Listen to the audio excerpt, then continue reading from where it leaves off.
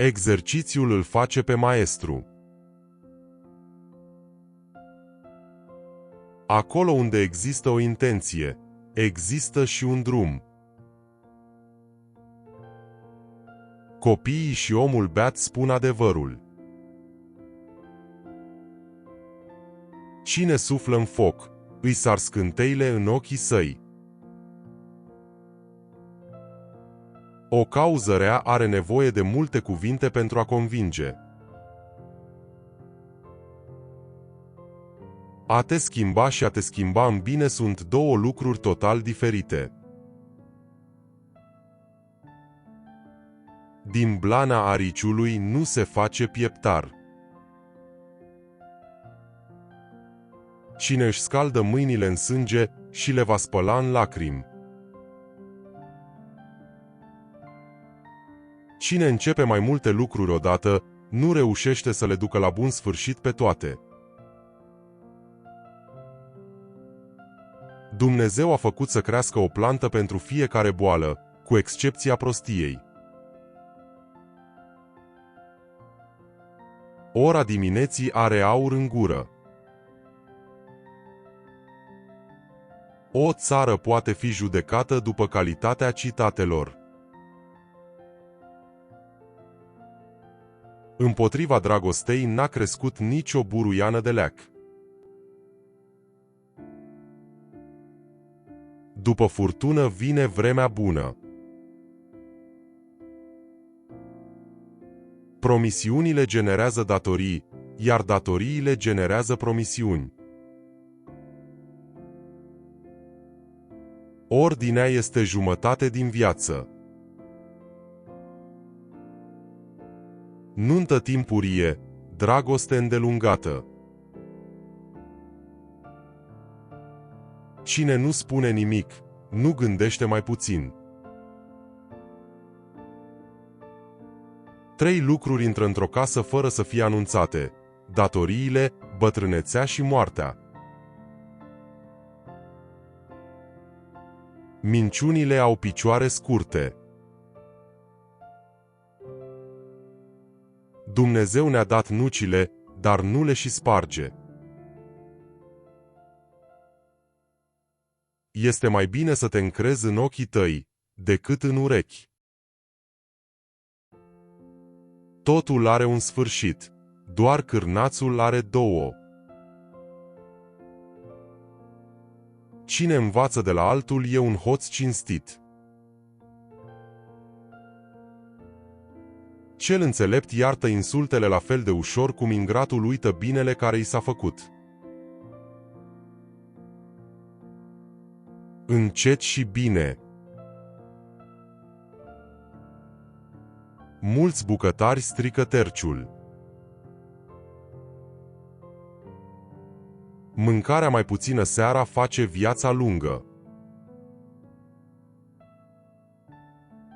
O glumă bună e plăcută ca parfumul unui trandafir, 2 glume ca parfumul a 2 trandafiri, 3 glume ca parfumul a 3 trandafiri, iar 4 te asfixiază sau te adorm. Aproape nu este nici pe jumătate.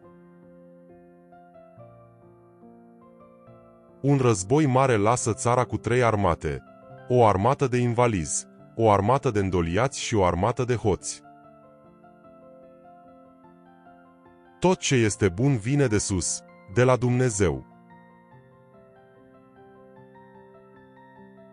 Banul e ochiul dracului.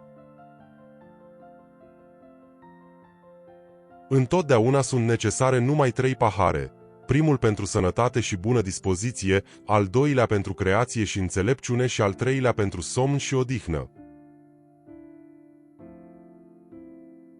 Răzbunarea preschimbă o mică dreptate într-o mare nedreptate. Cei ce bârfesc pe dracu îl servesc. Dragostea caldă este mai bună decât cea fierbinte, care irosește prea degrabă. Este mult mai ușor de recunoscut eroarea, decât de găsit adevărul. Aceea stă la suprafață, acesta îi în adâncime. Femeia iubește cu inima, bărbatul cu capul. Chiar și pe tronul cel mai înalt se șade cu fundul. Mai bine un sfârșit cu durere decât o durere fără sfârșit. Nici câinele nu mușcă mâna care îl hrănește. Bea, dar nu te îmbăta. Discută, dar nu te certa. Pâinea veche nu e dură, fără pâine este dur. Vulpea bătrână ocolește capcana.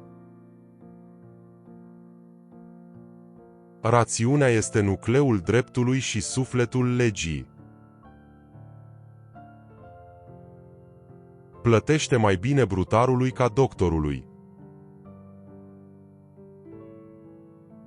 Copilașii leagă căsătoria.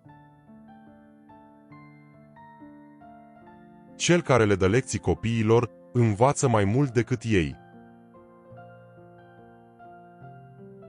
Trebuie să te retragi pentru ca să sari bine. Toate lucrurile vechi ruginesc, în afară de dragoste. O școală fără disciplină e ca o moară fără apă. A nu fi rușinat de păcat înseamnă a păcătui de 2 ori. Fericirea, ca și curcubeul, nu se vede niciodată deasupra propriei case, ci doar deasupra caselor celorlalți. A pune întrebări unui om înțelept este începutul înțelepciunii. Căsătorește-te cu femeia, nu cu înfățișarea ei. O aia și vaca merg împreună, dar vulturul se ridică singur.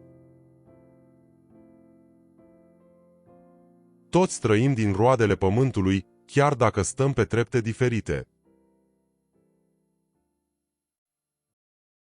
Mulțumesc pentru vizionare. Vă doresc tuturor înțelepciunea adevărului, liniștea interioară, bunătatea și dragostea. Dacă ți-a plăcut acest material video, dă un like, abonează-te la canalul nostru pentru a nu rata noile noastre materiale video și distribuie prietenilor tăi.